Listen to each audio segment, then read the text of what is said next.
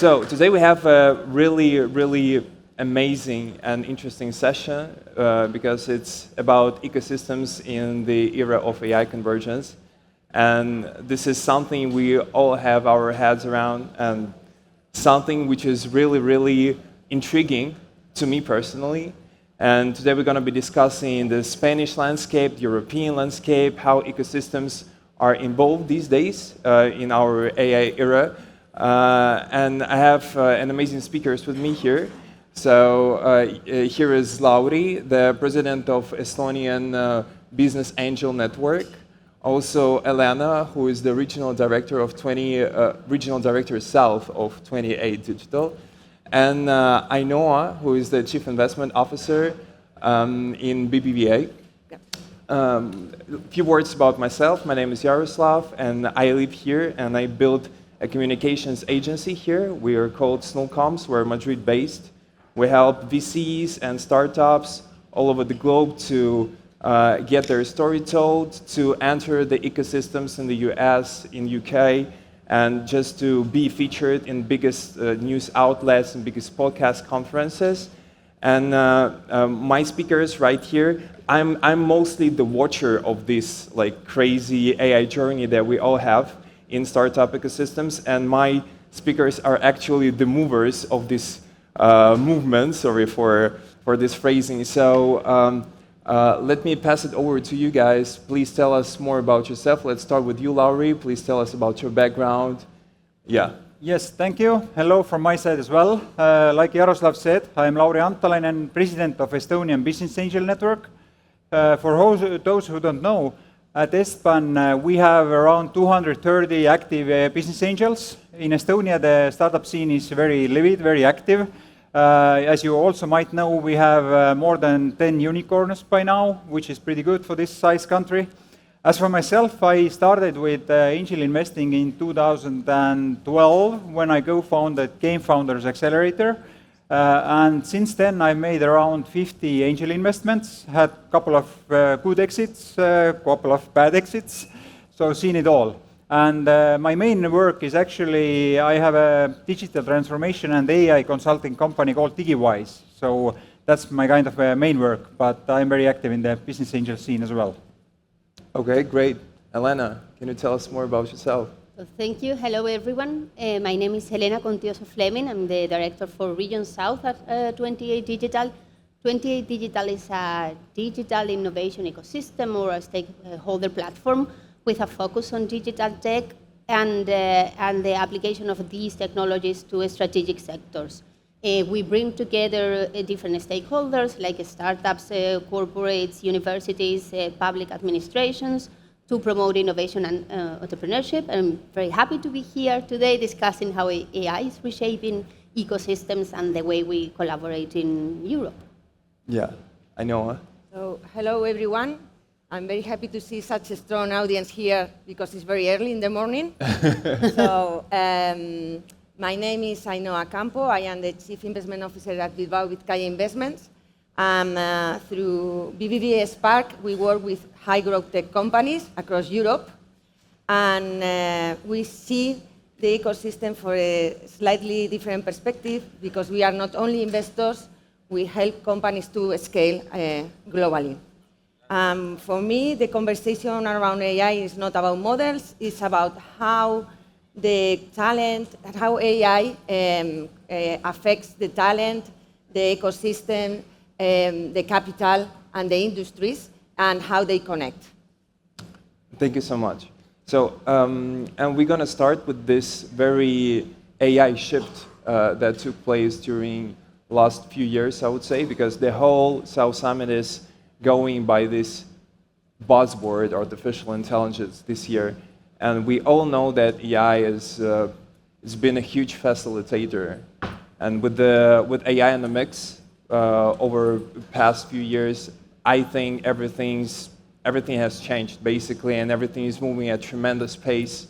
And the way how technologies and ecosystems are intertwined is just very remarkable. So, could you please take us through how you see the biggest shift which took place with the presence of AI. Can I start with you, Ainhoa? Okay. So, well, I will share a couple of them. No? First of all, I think that there is convergence across industries because we used to talk about sectors in a separate way, no? And they have different investors, they have different technologies, different ecosystems. But right now, AI is like an horizontal layer that is cutting across the entire economy. And I think that this is like an opportunity for Europe because we are like a kind of good and we have a deep expertise in I would say like deep expertise in I don't know the word well, like in special knowledge in industries, no? Like So- vertical Yeah. specific Vertical knowledge, right? The specific. So expertise. this helps us to like connect or combine AI with this advantage that we have in Europe. So if we combine AI with our expertise in manufacturing, in energy, in mobility, we can be like category leaders on that. And the second one is the concentration. No? Everybody talks about the democratization of AI, and it's true in some extent. But the truth is that in ecosystems, we are seeing like a concentration in terms of capital moving and talent moving towards where is the strongest hubs and the strongest startups. No? So I think that ecosystems are not disappearing, but there are being a premium in the strongest ones. Okay. Elena, what's your take on this? In the first place, I would say that AI is forcing stronger collaboration inside ecosystems. Meaningful AI innovation requires today that startups and corporates and all the stakeholders that I mentioned before work more closely together. In addition to that, we need infrastructure, we need talent, we need data. So for competitive advantage, this is not just about one company doing their own thing, but it is about how well different ecosystems are able to connect all these elements together. And in the second place, something that I know I just mentioned, the fact that AI is no longer a standalone domain, it's a transversal sector interconnection with healthcare, with mobility, with many other sectors. And the most amazing innovations that we are seeing are happening when the technology expertise meets the sector expertise, like in healthcare, for example, that we see technology experts working with doctors or hospitals or healthcare providers. Yeah, so the AI is changing quite a lot the ecosystems, but to kind of describe the effect, I will start a couple of years back when we first got the COVID experience, so to say. As a digital transformation advisor, I would say that for most of my customers, COVID was one of the main kind of CTOs of the digital transformation. After COVID, many people understood that you would actually not have to meet people face to face in order to conduct meetings or do whatever. When it comes to ecosystems, what changed was that investors suddenly realized that they don't have to be that close to the startup that they invest to. Before COVID, the kind of rule, so to say, was that you have to get to the startup in 3 hours. After COVID, that was not that important. We actually saw this effect at ESPAN. We had many foreign investors also join ESPAN. At the moment, we have around 50 members who are not outside of Estonia. Now with AI, this effect is even multiplied because it used to also be this notion that each startup has to have the sales guy, the technology guy, this guy, the other guy. And now with all the AI tools available, it's actually okay to invest in a single founder startup. It wasn't like that a couple of years ago. But now it is, and it is also that startups at the early stages need much less financing than they used to, especially the ICT startups. And this has made even more important for the investors to have a good deal flow, to get to those founders as quickly as possible. 2 weeks ago, we had Latitude conference in Estonia, and before that, I had around 5 VCs contact me, wanting to meet me at the Latitude. They had never been to Latitude before, but they just wanted to make sure that they have access to the Estonian deal flow as well. And so this is the change that I've seen, that even more international every investor gets thanks to the AI. This is really interesting because you all basically mentioned how like different fields of knowledge are intertwined these days, and how some people can now combine the expertise from different branches of how to build startups thanks to AI, or how different verticals are intertwined. So, and you, I know, briefly touched on Europeans' place in these terms, because Europe is really good. We have many regions here, and I'm assuming most people from our audience are from Europe. So, could you please tell me what's our competitive advantage here in the era of AI convergence in terms of how ecosystems are developing? Because, of course, like United States are they're at the forefront of how ecosystems and tech are developing these days. And as you probably all know, for example, European startups has raised $58 billion of euros last year, and Anthropic alone, the United States company, raised 65 during their recent Series H. So American ecosystem development is huge, and I would love to know, where do you guys see our point of power, I would say? Can we start with you, Elena? Sure. Well, I think that we all agree that we shouldn't replicate Silicon Valley, and that Europe has its own strengths. No? We have a strong talent, research, sectors, and hubs. Maybe what we need to do is to bring in all of them together and help startups to scale more easily. For example, this is something that is connected with the whole purpose of the organization that I represent. The 28 in our name is about this idea that the startups shouldn't experience 27 markets, but one, which is the 28. And this means easier and faster access to talent, to funding, to infrastructures. This is one thing. And the other thing, the other topic, or where I can see an opportunity for Europe, is in AI, trusted AI and responsible AI. Because for sectors like health or cybersecurity or mobility, trust and regulation are not obstacles, but part of the core value. Yeah. Ainoa? Well, I think that Europe has done a great journey in the last 10 decades. No? I'm so sorry. Can you guys hear Ainoa? I know you lost your Because microphone. I'm not sure. The microphone is here. Can we have a technicians at the stage real quick, because our mic doesn't work. No. Hello. Sorry. Maybe. But Maybe you can just hold it. okay. No, it's better. Okay. Yes. All good. Thank you. Okay. So the thing is that I think that Europe has. I don't know why. Okay. So, well, okay. So I said again that Europe has done an amazing journey in the last decade.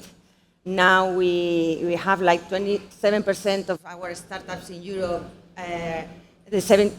27% of the startups globally comes from Europe, and the technical workforce in Europe is 4.6 million people.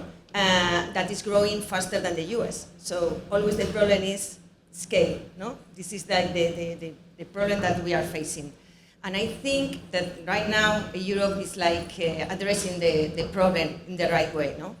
And there are a lot of initiatives coming from the European tech champions, putting a lot of effort in launching growth support, and even new growth large funds such as EQT that launched, I think last week. They announced a new fund of 5 billion euros that is supported by the European Union. So it is help and support the European community to write checks of more than 100 million euros, and this will support quite a lot and give us like another hedge in the European ecosystem.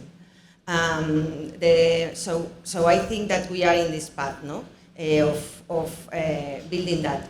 Still, we have to improve on other things, no, of having better access to customers, so and avoid the fragmentation of the markets. We are in this path. As we are in Europe, we have to like re-engineer the scale up of the market. US has this scalability by default, and we have to build this infrastructure to have that. No, so there is a challenge, but we are in the path. Well, yeah, where can we go here in Yes. terms of European ecosystems? Yes, so I totally agree with both Elena and Ainhoa. I would just add that obviously there is a lot of catching up to do compared to the US, but right now that's the best time to do that. US has for the last year and a half self-imposed a lot of political obstacles, a lot of resentment among the ecosystem, a lot of obstacles on what kind of talent they can attract, who can enter the States, etc. So we should take advantage of that, starting with deregulation and then all the other activities that we can do in order to get more talent to Europe. It's really all the startups, all the companies are about talent and people. So this is where it starts from, and I would say we have the unique opportunity for now. Okay, that's great. So, Elena, in your speech, you briefly touched on like how we move in terms of different parts of European market, and I'm really interested in Spain per se because like I live here, and I know many of our fellow entrepreneurs are also here from Spain. So.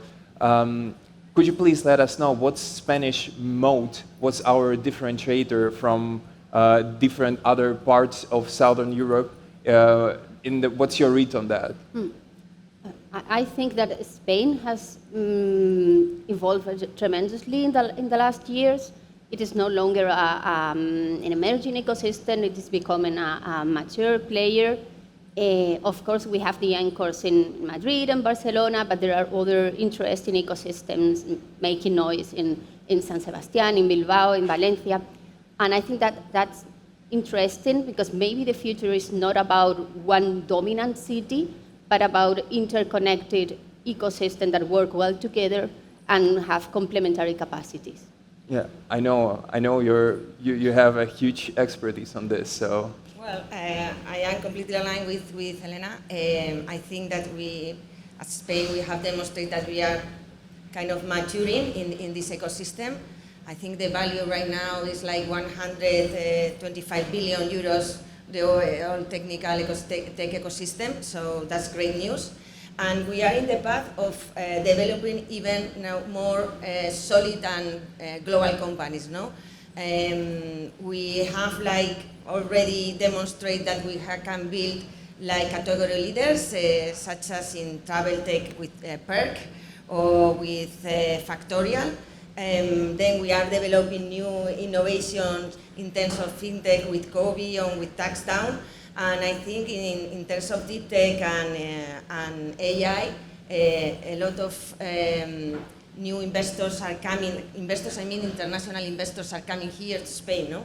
For example, I've been having conversations in the last 12 to 18 months of a lot of European funds coming to Spain to invest or actively looking for investment, or even some of them even opening here offices and building local teams. No?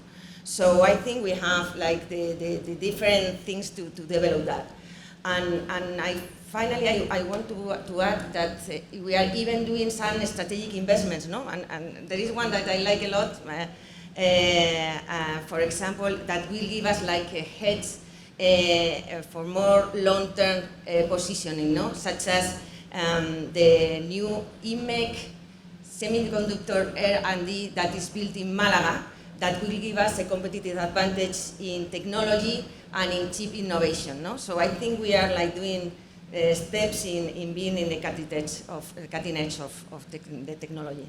Exactly. I mean, the number of unicorns is growing, and some people consider Spain as I would say, the second big ecosystem these days in Europe after France. And if we do not consider UK as a Europe anymore. Lauri, could you please tell us more about maybe your knowledge of Spain is not that deep as our co-panelists here, but tell us more about the hottest ecosystems in Europe you know, and maybe some words about Estonia, where you're from, because Estonia has a huge market of well-developed companies. Yeah, well, in Estonia, when we talk about like pre-seed stages and early seed stages, where the angel investors invest and not VCs. Because in Europe, what I've seen in Europe, in Estonia and other countries as well, that the VC stage is usually pretty well covered. There's usually government funds that co-invest or like make our LPs in VC funds. So this part is very well covered. Usually where countries struggle is the like very early stages where business angels invest. At Estban, we have 230 members. Usually these angel rounds, they require around 20 angels to invest. When you need 20 angels and you go to organizations with 230, it's quite likely that if you have a good startup, you will find those 20 that invest. However, if the business angel network has 50 members, it's much more complicated because you would have to have 40% of them to invest in order to get your round together. And this is what I've seen, that Estonia is a relatively compact country, 1.3 million people, and we just have one organization. It's the same in Finland, which is a bigger country. They have also one FIBAN, but when we go to countries such as Spain or Germany, usually each city has its own angel network, which is much smaller than Estban or FIBAN. And in addition, moreover, usually those angel networks do not talk with each other. So having been, for example, in Hamburg and then meeting the local angels there, I assume that I know more Hamburg angel investors than average Berlin guy does. So here I come to what Elena just suggested, that there should be more cooperation between angels. I think that would definitely help to get those early stages together, or early stage rounds. So this is something I think that could be done in Spain and in other countries where there's like multiple cities with different angel groups who don't necessarily communicate too much each other. Okay, let's stay with you here on this question, and I'm just giving you a follow-up, and I want your brief answer. What's our next top ecosystem here in Europe? What do you think, like, what's going to be the next France or next Spain, or in terms of countries and local markets? Where are we going to have like the next splash? Yeah, okay, it's the classics have said that prediction is always hard, especially about the future, but I would say Lithuania. Lithuania? Yes, because I see a lot of things happening there. I see a lot of very interesting startups, so I'll put Lithuania on the map here. I know, what's your call on this? Well, apart from Spain, but we already said that is doing well. I would say that in South Europe, Italy is being quite below the radar till now, and these 2 last years, they are doing quite a lot of things, and they are raising quite good companies. And another country that I like a lot is Poland too, because they have a really good tech stack of people, and they are developing and they are positioning themselves in terms of cybersecurity, defense, and AI in a very good way. I agree. We have some Polish clients. Elena?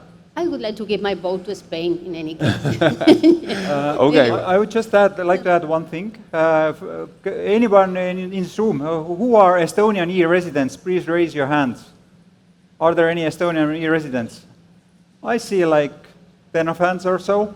So what I've seen also is that even if the company is not created in Estonia, we see a lot of Estonian residents, e-residents.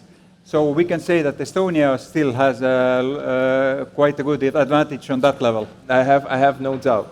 And maybe the very last thing, because today we spoke a lot about how the different verticals are intertwined and how AI accelerates like this diffusion between different fields of knowledge and of business. And I would just love to know your hint, your read. Maybe we're going to start with you, I know, about what's the next biggest AI vertical or AI field that's going to be, I don't know, huge or attractive for investors. Well, to be short, I have a couple of it.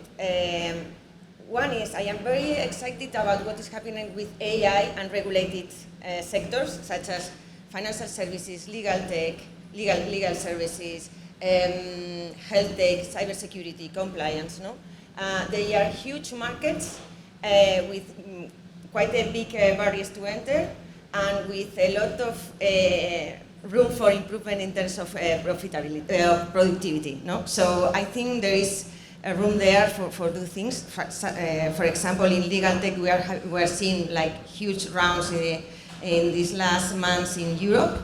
And the second one is physical AI. Exactly. Physical AI is going to be like, well, we are having like neurorobotics wave. They are doing like AI beyond the software and approaching to robotics, to automation of systems. And I think the new wave is not only digital, it's physical. Elena, since you facilitate the stakeholder relationship across South Europe? I think AI applied to critical infrastructure. Wow. Maybe that's not the coolest application or the most or the sexiest, but I think that this is where we will see a lot of value. And Laurie, please briefly. I totally agree with both Ainoa and Elena that we see AI everywhere, and the most interesting startups that I meet these days, they try to disrupt some other industry with the help of AI. I see. So actually, that's our time, and of course, like the topic of the panel is super huge for 30 minutes.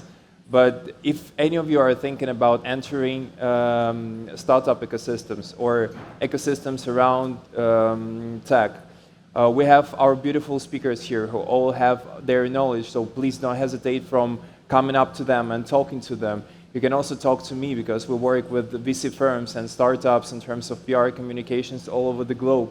So I know many founders and many investors and how they think about the ecosystems and the applicability within these ecosystems. So yeah, maybe, I don't know if we have time for some questions because it would be super curious for us to answer some. No, unfortunately we don't have any time. Can you please ask you to give us the huge round of applause for these speakers because they've been doing great. That's the first session of the day. Thank you. Thank you so much. Yeah, and have a good one. Bye-bye.